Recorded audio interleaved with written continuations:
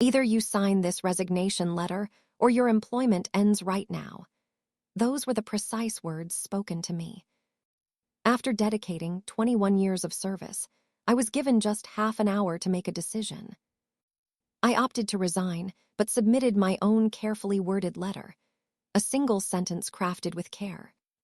5 days later, at 7:43 a.m., their corporate lawyer called me, voice strained with urgency. MS. Vaughn, we need to talk about the exact phrasing in your resignation letter. When I explained my true intent, Logan Pierce, the CFO, fell utterly silent. Before I go on, please subscribe and share in the comments which city you're watching from. I want to see how far my story has traveled. Now, let me take you back to the beginning and recount how I wound up in that conference room at precisely 4:17 p.m. On a Friday afternoon in October 2025, witnessing 4 executives come to the grim realization they had just made a devastating mistake that would cost them everything they believed they'd secured. My name is Anna Vaughn, 46 years old. For over 2 decades, I held the role of Senior Director of Global Operations at Ascent Systems, a Denver-based software company focused on enterprise resource planning solutions for manufacturers. I joined the company in July 2004 as a junior operations analyst, fresh from earning my MBA at Colorado State University, making $42,000 a year and living in a studio apartment that ate up more than half my paycheck. By October 2025, my salary had climbed to $192,000 annually, supplemented by quarterly bonuses, full benefits, and stock options accumulated over 20 years. I led a team of 41 professionals spread across 3 continents. My division was responsible for $63 million in yearly revenue. I wasn't just an employee with a fancy title. I was the institutional memory that kept Ascent Systems running. When the CEO forgot key facts about a major client, I was the one who got the call. When finance needed data from 2007, missing from current systems, I was their source. When board members asked why certain procedures existed, I provided the answers.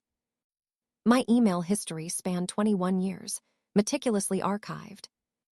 I maintained vendor relationships that long predated most of the current staff. I understood contracts negotiated long before half our management team finished college. For 21 years, I was irreplaceable. And then, suddenly I was. The trouble began 8 months before that fateful October meeting. In February 2025, Dominion Corporate Holdings acquired Ascent Systems. Dominion, a colossal conglomerate worth $11.4 billion, specialized in acquiring mid-sized tech firms, then systematically removing highly paid, experienced employees and replacing them with recent graduates willing to accept much lower pay without question. I had seen this pattern destroy 3 rival companies in our sector within the prior 18 months. I knew exactly what was coming. The acquisition script was always the same. New management showed up promising stability and continuity. Then, systematically, every employee earning above $130,000 was fired and replaced by recent graduates earning $68,000 who didn't realize they were being taken advantage of. The deal closed on Valentine's Day, February 14, 2025. The new leadership arrived just 8 days later, on February 22. The new CEO was Cameron Foster, 35, a Yale MBA graduate who had previously worked at a startup that burned through $40 million in venture capital before spectacularly failing. He had 0 hands-on experience with enterprise software operations. Logan Pierce, the CFO, was 33, a former senior Bain & Company consultant, exceptional at financial modeling and Excel, but completely clueless about day-to-day business operations. Levi Coleman, 37, had been a vice president at Dominion for 18 months and fancied himself an expert on software companies, because he'd briefly managed one for 8 months before it failed disastrously. On March 3 at 10 a.m., they held a mandatory all-hands meeting. Cameron stood in the main conference room, a space I personally designed when we moved into the building in 2013, handpicking every chair, negotiating every equipment lease, even choosing the exact shade of gray paint on the walls, and delivered the usual acquisition speech I'd heard nearly word for word at 3 other firms. "We're thrilled about this new partnership," he declared with rehearsed enthusiasm that fooled no one with real corporate experience. "Nothing fundamental is going to change. We value your contributions deeply. Your jobs are entirely secure. Together, we will reach unprecedented success."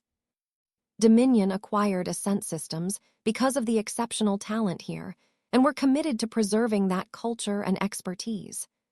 I had heard this exact pitch before, delivered with the same hollow sincerity. When leaders say nothing will change, it means everything is about to shift drastically. That very evening at 10:23 p.m., I began updating my resume at the dining table, wine glass in hand. But I also did something else, something my father, a construction foreman who fought for workers' rights for 32 years, had taught me. I started documenting everything. Every email, every process document, every contract clause, every vendor agreement, every detail about client relationships, every policy, every procedure, every conversation that held even a hint of significance. I backed everything up onto 3 encrypted external hard drives I kept at home, using military-grade encryption software. From watching other companies get acquired and experience the gutting of seasoned employees, I knew they'd terminate me, lock me out of every system, and I'd suddenly have no evidence of my contributions or leverage to negotiate fair terms. The firings began in March, exactly 4 weeks after the acquisition's completion. On March 24 at 8:47 a.m., they let go of 15 employees, all over 42 years old, all earning more than $115,000 annually, all with decades of experience. Within 6 weeks, they replaced them with recent graduates earning less than half those salaries. Human Resources called it organizational realignment. I recognized it as deliberate age discrimination and wage theft. I kept my observations to myself, but continued to document every termination, every replacement, every meeting where age or salary came up as a factor. I recorded it all. In April, the focus shifted to me. At first, it was minor, being excluded from meetings I'd attended for years. On April 18, the quarterly strategic planning session I'd led for 9 straight years suddenly disappeared from my calendar. When I asked Cameron about my exclusion, he shrugged it off casually. "We're bringing fresh perspectives to that process. But we appreciate what you've done in the past." On April 29, 4 of my main duties were assigned to Grayson, a 27-year-old manager who'd been with the company only 9 months and had no grasp of our legacy systems or the complex vendor relationships I'd built over the years. Then, on May 15, during a team-wide meeting with all my direct reports present, my decision-making was openly questioned, hinting I was out of touch with modern operational methods. Classic bullying tactics to pressure me into quitting, so they could dodge paying appropriate severance. But I refused to quit. I showed up every day, performing flawlessly, documenting every slight, every exclusion, every undermining remark, every insult. My personnel record was spotless.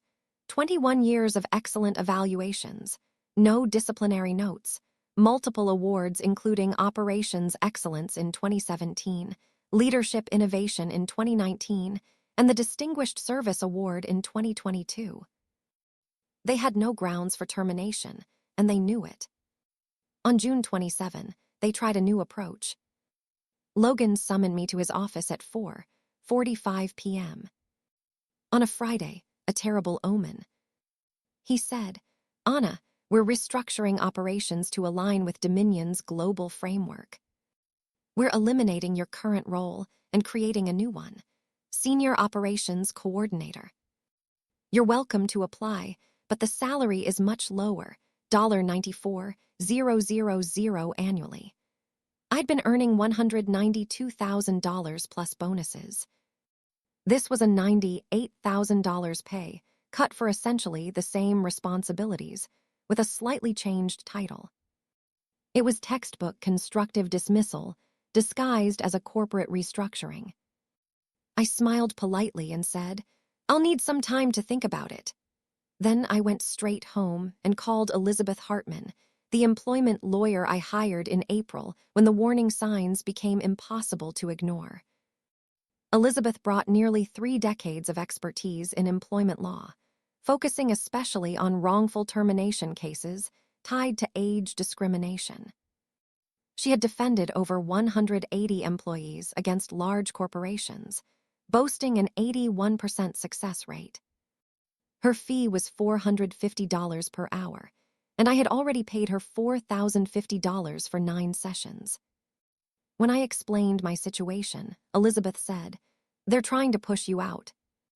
That offer to cut your pay is a classic example of constructive dismissal. Don't accept it under any circumstances. Wait for their next move and keep a meticulous record of everything. I waited patiently for exactly 38 days. Then, on August 4th at 3:15 p.m., the message I had been expecting arrived. Cameron's executive assistant emailed me, "Mr. Foster would like to meet in conference room C at 3:15 p.m. that day. Please make yourself available immediately." The location was telling. Conference room C, not his office. That meant witnesses. It meant an official meeting. It meant termination. I printed the resignation letter Elizabeth, and I had carefully composed and revised over the past month, folded it neatly, and slipped it into my jacket pocket. At precisely 3:15 p.m., I walked to conference room C. Cameron, Logan, Levi, and Stephanie Lambert from Human Resources were already seated on one side of the long mahogany table, arranged like judges sizing up a defendant. 4 leather portfolios lay before them, each accompanied by a matching pen and identical expressions of feigned sympathy. Cameron motioned toward the chair opposite them, the defendant's seat. Isolated. Facing the prosecution. I took a calm seat, having mentally rehearsed this exact scenario over 60 times. "Anna, thank you for joining us," Cameron began with forced warmth. "We need to talk about your future here at Ascent Systems. Translation, you're being fired. As you know, we've been restructuring to align with Dominion's operational model. We've had to make some tough decisions about our leadership moving forward. After careful reflection, we've decided to take the operations role in a different direction. Translation, you're out, and we're bringing in someone younger and cheaper." I said nothing, just observed. Elizabeth had drilled into me to let them speak, let them threaten, watch closely, and remain completely composed. Logan took over, his voice soaked in hollow sympathy. "This is clearly a tough situation, Anna. We recognize your years with the company, but we think it's best for everyone, yourself included, that you explore new opportunities elsewhere. We've got 2 options for you." He slid a manila folder across the gleaming table. Both documents inside were pre-prepared and waiting for my signature. "Option 1, Logan said, is immediate resignation. We'll offer 3 weeks, severance, $11,077, plus your accrued vacation time. You'll get a neutral reference, a clean break, and minimal hassle. You walk away with your dignity. 3 weeks severance after 21 years, an insult, deliberately so. Colorado law didn't mandate any severance, and they knew that perfectly well. They were banking on me being too scared or worn out to fight back." Levi added in a barely hidden smug tone, "Option 2, we terminate you due to restructuring." You get nothing. No severance, no payout for vacation, nothing.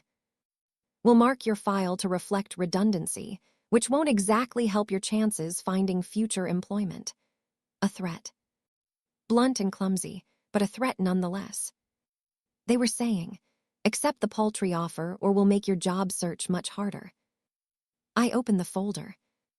Inside was a resignation letter on company letterhead, pre-written and ready for my signature.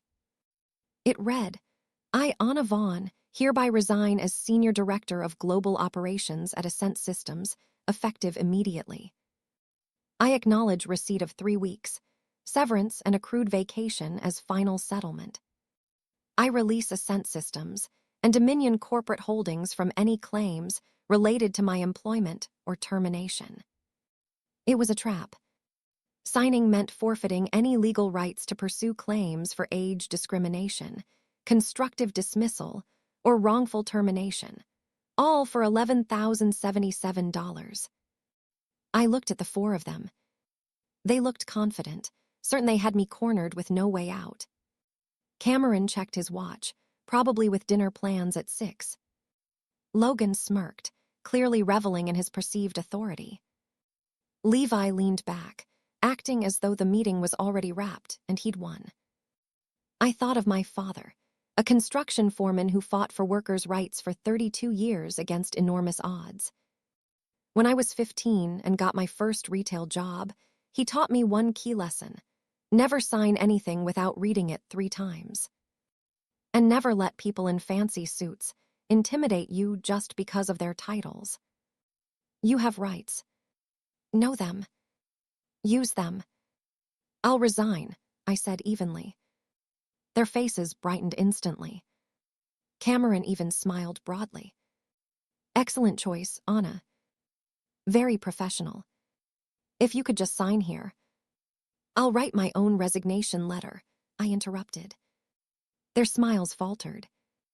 We've prepared one that covers all legal bases, Cameron said. I'll write my own, I repeated firmly. Unless you're planning to dictate the exact wording of my personal resignation letter. Cameron paused, realizing forcing me to use their letter would expose the coercion behind the process. Fine. Write your own. We'll need it by close of business today, 5 p.m.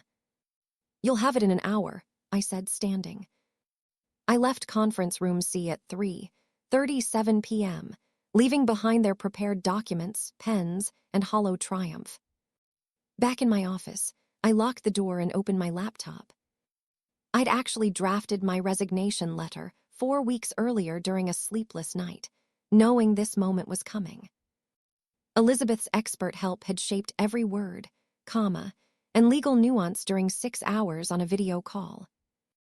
The letter was 1 sentence, 42 words. I read it for what felt like the 75th time, before sending it to Elizabeth via encrypted message. They've just given the ultimatum: resign or be terminated. Is this still our approach? I asked. Perfect timing, she replied within 2 minutes. Send it exactly as written. Don't add a word. Don't explain. Just that 1 sentence. Then wait. I printed the letter on Ascent Systems letterhead, signed it in blue ink, and made 4 copies. 1 for HR, 1 for my records, 1 for Elizabeth, and 1 for my safety deposit box. At exactly 4:17 p.m., 40 minutes after leaving the conference room, I returned to conference room C. Cameron, Logan, Levi, and Stephanie were still there, now with coffee cups, likely celebrating their premature victory. Without a word, I handed Cameron the letter. He glanced at it quickly, barely reading. Fine. This is acceptable. HR will process your final compensation.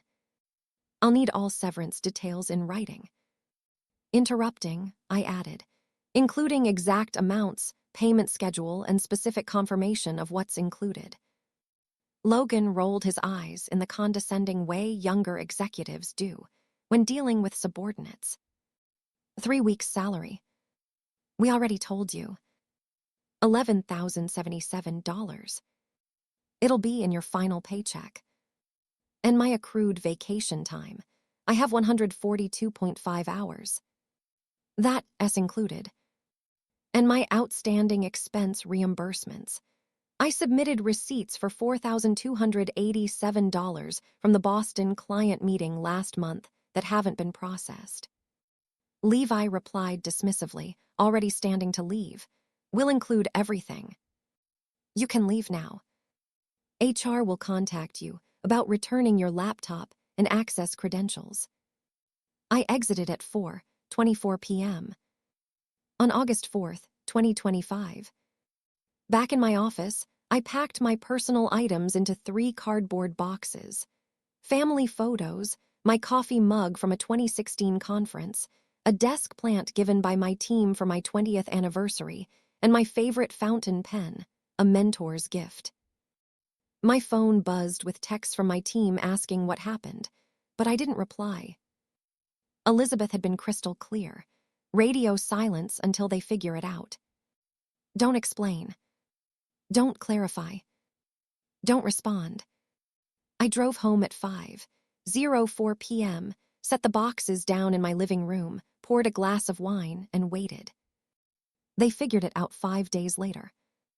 On Tuesday, August 9th at 7:43 a.m., my phone rang. An unknown Denver area number. I answered on the 4th ring. Anna Vaughn speaking. MS. Vaughn, this is Jonathan Winters, General Counsel for Dominion Corporate Holdings. I need to discuss your resignation letter immediately. Are you available to talk? I set down my coffee and smiled. Here it comes. Of course, Mr. Winters. How can I help? There's some confusion about the wording you used in your resignation. To be exact, the wording I used was that my resignation takes effect only after I have received full payment of every compensation, benefit, stock option, and any other sum owed under my employment contract and relevant laws. Could you explain what that means? I opened my laptop to reveal the extensive spreadsheet Elizabeth and I had assembled. 63 color-coded tabs, each supported by detailed documentation for every item listed. Certainly, Mr. Winters. It's quite simple. My resignation doesn't become official until I have been paid in full all amounts due to me under both my contract and Colorado law. Until that happens, my resignation isn't valid, which means I remain employed by Ascent Systems, retaining all associated rights, benefits, and protections. Silence followed. A long, heavy pause. I could hear papers shifting and urgent whispers behind the line. Sorry, Jonathan finally said, his voice tightening noticeably. Could you repeat that? My resignation is conditional, Mr. Winters. It only takes effect once full payment is received. That's basic contract law. When one event is dependent on another, the first cannot happen until the second is completed. In this case, my resignation remains inactive until you fulfill all your financial obligations to me as outlined by my employment contract and Colorado statute. More silence. The rustling continued. Then he asked, and what exactly do you think you are owed? I'm glad you asked. Allow me to explain in detail. I brought up my spreadsheet, 63 tabs, countless hours of painstaking records. First, my base pay through my resignation date, $14,769.23.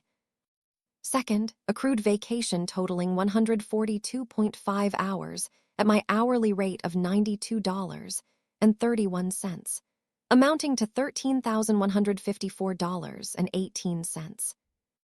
Third, outstanding expense reimbursements of $4,287. Those 3 items add up to $32,210.41. But that's only the beginning. What do you mean the beginning? His voice crept higher. Fourth, my annual performance bonus for 2025. Section 6.2 of my contract, signed on March 7, 2018, Guarantees 80% of my base salary as a bonus if operational goals are met. Not only did I meet every target, I exceeded them significantly. Our operations pulled in $63 million this year, 14% above forecast. The bonus is payable regardless of reason for employment termination. That figure is $153,600. I heard something fall on his end. Maybe a pen, maybe his coffee cup, or perhaps his jaw. Hold on. We need to verify. Fifth, I continued smoothly. My stock options. I was granted 52,000 stock options in my 2020 compensation package, which vest immediately following a change in control. Dominion's acquisition triggered that clause. At the current market price of $22.18 per share, those options are worth $1,153,360. The silence on the other side was deafening. I imagined Jonathan frantically crunching numbers, his face growing redder with every calculation. Sixth, my severance package under Section 8.4 of my contract. I can email it to you right now if you want. States that if my employment ends without cause or I resign for good cause within 24 months of a change in control, I receive 20 months of salary plus continued benefits. That's $320,000 in salary and approximately $31,500 for health insurance and other benefits. You're telling me this totals more than $1.6 million. His voice jumped an octave. Precisely $1,690,670.41, with interest accruing at the statutory rate of 8% annually, as per Colorado Revised Statute Section 1320-1101, calculated from August 4.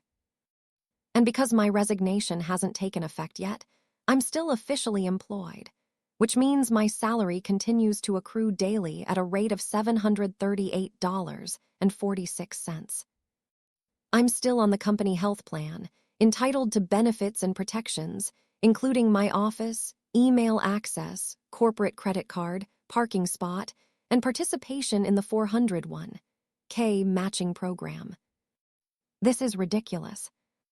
Yuka. Actually, Mr. Winters, I can. And I did. I consulted with Elizabeth Hartman at Hartman Employment Law. Perhaps you know her. She's argued 4 cases on employment contracts before the Colorado Supreme Court and won them all. She has thoroughly reviewed my resignation letter and assures me it's rock solid. Conditional resignations are fully legal in Colorado and upheld repeatedly in case law. You forced me to choose between termination or resignation. I chose the latter, but made it conditional on receiving what I am lawfully owed.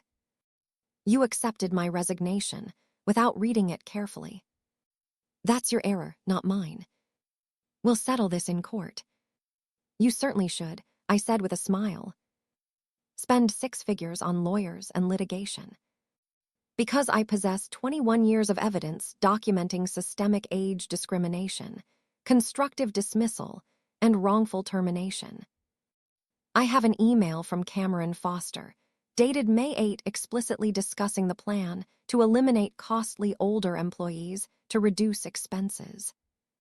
I have recordings, legally obtained under Colorado's one-party consent law, of meetings where Logan Pierce talked about replacing me with young, compliant talent. I have text messages from Levi Coleman dated June 22, calling me a relic unable to adapt to modern business. All admissible, all time-stamped, all securely backed up in multiple locations. The silence now sounded like a lawyer realizing his client had unwittingly handed over a jackpot. Or, I said calmly, you can pay what you owe me under the contract. I'll sign a proper release with reciprocal non-disparagement clauses, and we all move forward. Your call, Mr. Winters. But be aware, each day you delay, the statutory interest piles up. And each day I remain technically employed, I continue to earn my daily wage. The clock is ticking. He hung up abruptly without a farewell. I poured another cup of coffee and waited. 3 hours and 42 minutes later, my phone rang again. Logan Pierce was on the line, anything but calm. "What the hell did you do?" he yelled before I could greet him. "I resigned as you asked," I said. "You tricked us. You intentionally wrote that resignation to cause trouble." "I wrote a legally valid resignation letter, Logan. You accepted it without reading it carefully. 4 people were in that room, including HR, and none noticed the conditional language. How is that my fault?" The board's furious. "Cameron is getting calls from Dominion HQ.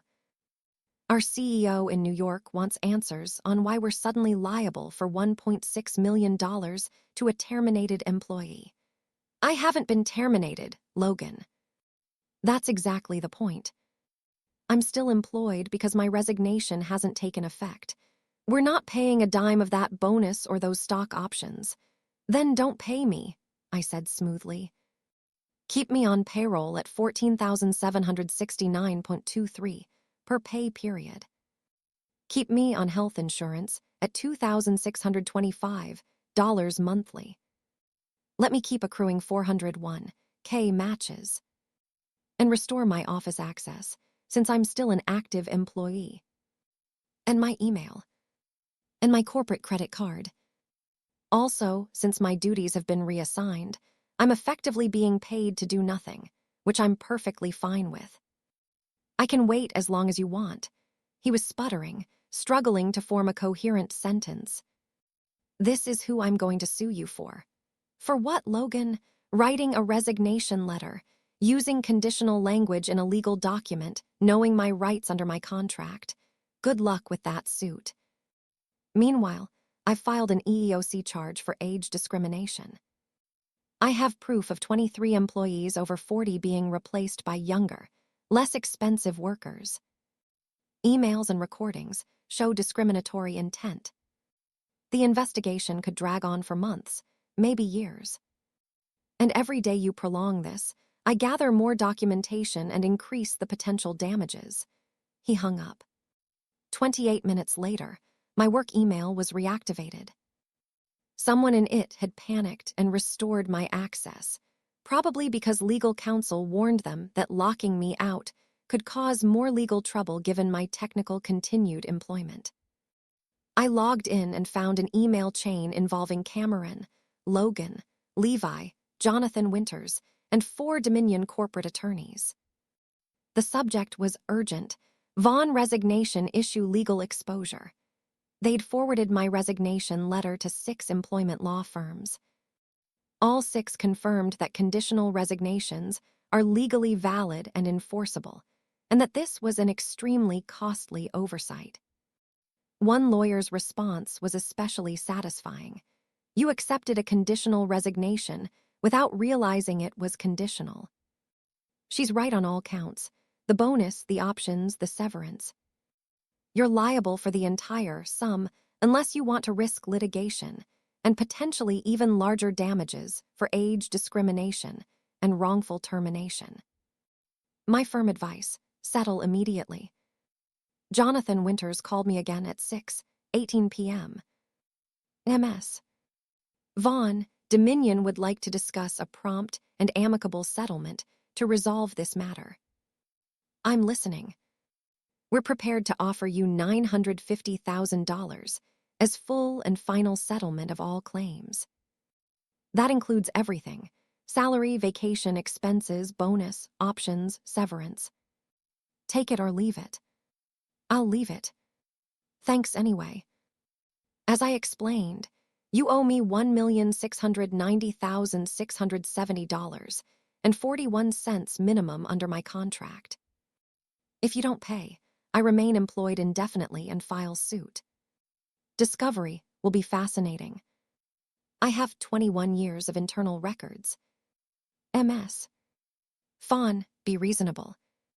"I am being reasonable, Mr. Winters. I'm asking for exactly what my contract entitles me to. Nothing more, nothing less. You're the ones who tried to force me out with 3-week severance after 21 years. That wasn't reasonable. $1.2 million. Final offer. But you have to decide right now. $1,690,670.41 plus attorney's fees of $63,450. Elizabeth has been very busy on my behalf. I need it within 20 business days via wire transfer. And I want a signed letter of recommendation from Cameron Foster on company letterhead stating I was an exemplary employee who contributed significantly to Ascent's success. And you'll agree to a mutual non-disparagement clause. Mr. Foster Woe. Then I remain employed and file suit tomorrow morning. Your choice, Mr. Winters. But I should mention that every day you delay costs you an additional $738.46 in my daily salary, plus benefits plus accruing interest. And once I file suit, that settlement number is going to include emotional distress damages, punitive damages for age discrimination, and attorney's fees that will be substantially higher. The price goes up the longer you wait. He called me back at 8:47 p.m. Deal. We'll wire the funds within 20 business days. You'll receive the letter of recommendation by Friday. Our lawyers will send the settlement agreement for your review by tomorrow afternoon. On September 3rd, 2025 at 1:18 p.m., I received a wire transfer for $1,754,120.41, the full settlement plus attorney's fees. The same day, FedEx delivered a signed letter of recommendation on Dominion Corporate Holdings letterhead with Cameron Foster's signature at the bottom, praising my 21 years of exemplary service, operational excellence, and invaluable contributions to Ascent Systems' success. I seriously doubt he wrote a single word of it himself. Elizabeth reviewed the settlement agreement, all 52 pages of it. Standard release language, mutual non-disparagement clauses, confidentiality provisions regarding settlement terms. I signed it on September 6th. My resignation officially became effective on September 6, 2025 at 3:22 p.m. I was no longer an employee of Ascent Systems. I'd successfully negotiated a $1.75 million severance package from a company that tried to force me out with $11,077. The epilogue is deeply satisfying. Cameron Foster lasted exactly 7 more months at Ascent before being fired in April 2026 for missing quarterly targets by 31%. Turns out that firing all your experienced employees and replacing them with people who don't know how anything works doesn't actually improve operations. Who could have predicted that? Logan Pierce quit in March 2026, citing irreconcilable differences with corporate leadership in his resignation letter. The irony wasn't lost on me. Levi Coleman is still there as of this writing, managing a company that's hemorrhaging clients because nobody remembers how to maintain the legacy systems or who the critical vendor contacts are or why certain processes exist in the first place. 4 of my former team members have contacted me for advice after receiving similar ultimatums. I've connected all of them with Elizabeth. 3 have successfully negotiated 6-figure settlements. The 4th is still employed, while the company calculates how expensive it will be to actually pay her what they contractually owe. As for me, I'm semi-retired at 46. I do occasional consulting work for medium-sized companies, charging $575 per hour, helping them with operational optimization and process improvement. But my specialty has become career defense planning, helping experienced employees document everything, understand their contracts, and protect themselves when management tries to force them out. I've been contacted by 19 different people in the past year, all facing similar situations, all being systematically pushed out by companies that view experienced employees as expensive liabilities rather than valuable assets. I teach them what my father taught me. Know your rights, document everything. Never let people in suits bully you just because they have fancy titles. The lesson here isn't about being vindictive or greedy. It's about understanding that when you work somewhere for 21 years, when you build systems and relationships and institutional knowledge, you have value that can't be easily replaced. And when a company tries to discard that value for pennies on the dollar, you have every right to demand what you're legally owed. Never sign anything without reading it 3 times. Never assume corporate executives are smarter than you. They're often just more confident and better dressed. Never underestimate someone with decades of experience and access to competent legal counsel. And always know what your employment contract actually says. Not what you think it says. Not what someone told you it says. What it actually says. Sometimes the best revenge isn't getting you. It's getting exactly what you're owed.